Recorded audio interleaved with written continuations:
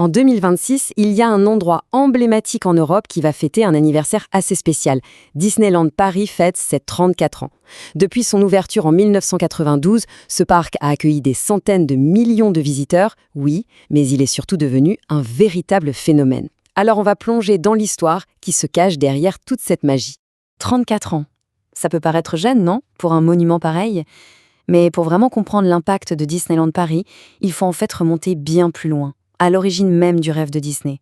Une vision portée par un seul homme, qui a complètement redéfini le divertissement au XXe siècle. Et ce rêveur, c'est Walt Disney. Dès les années 1920, son ambition, c'était de toujours repousser les limites de l'animation. Fait amusant, son tout premier succès, ce n'était pas Mickey. Non, c'était un personnage nommé Oswald le lapin chanceux, qu'il a perdu à cause d'un conflit de contrat. C'est de cet échec qu'est née sa plus célèbre création. Cette chronologie retrace des moments vraiment décisifs. En 1928, Steamboat Willie, ce n'est pas juste la présentation de Mickey Mouse au monde, c'est une révolution pour le cinéma avec le son synchronisé, une prouesse technique incroyable pour l'époque. Puis, en 1937, Blanche-Neige, c'était un pari complètement fou qui a prouvé que l'animation pouvait raconter des histoires complexes et émouvoir un public adulte. Mais la vision de Walt Disney, elle allait bien au-delà de l'écran. En 1955, il concrétise son rêve ultime en ouvrant Disneyland en Californie, le tout premier parc à thème.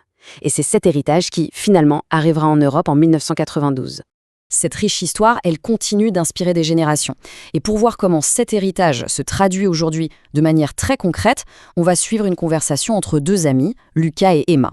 Leur projet de voyage, vous allez voir, ça illustre parfaitement comment un phénomène de masse devient une expérience très personnelle. Pour Emma, la nouvelle est une vraie surprise. 34 ans, déjà. Elle confie alors à Lucas un petit secret. Malgré son amour pour cet univers, elle n'a jamais eu la chance d'y aller.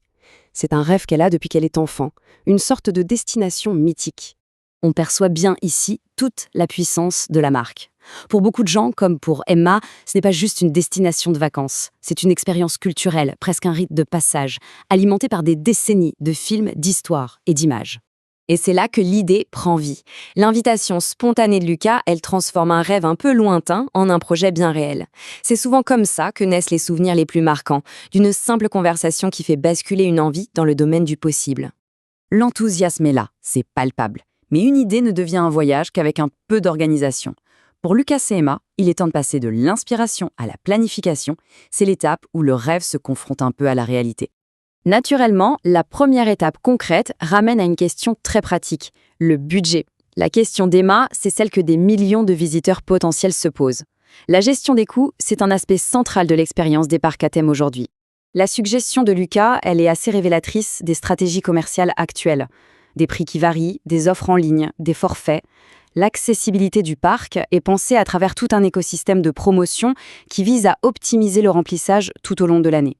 Le choix du transport met en lumière un des atouts stratégiques du parc, son emplacement. Avec une gare TGV au cœur du complexe et la proximité des grands aéroports, il a été conçu dès le départ pour être un vrai carrefour européen. Ils envisagent d'y rester 2 ou 3 jours, ce qui est à peu près la durée moyenne pour une immersion complète. Au-delà de la logistique, Emma est curieuse de savoir ce qui rend ce lieu si unique.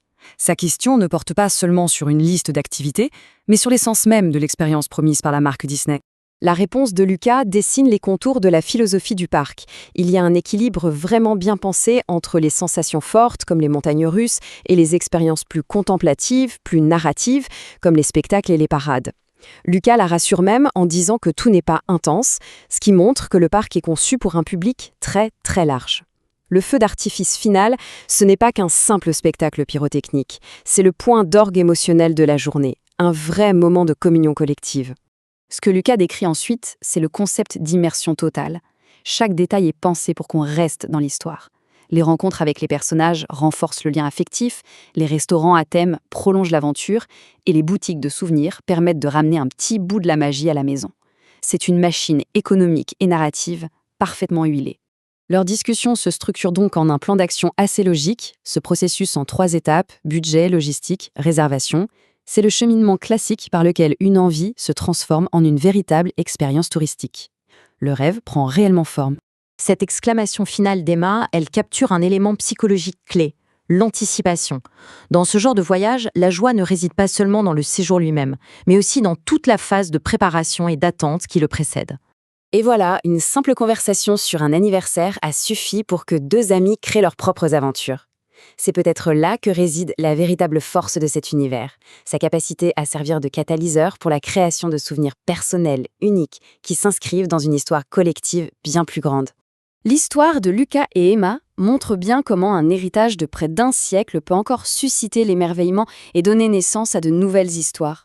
Leur projet n'est qu'un exemple parmi des millions, ce qui prouve que la magie finalement réside dans les expériences que l'on choisit de vivre et de partager.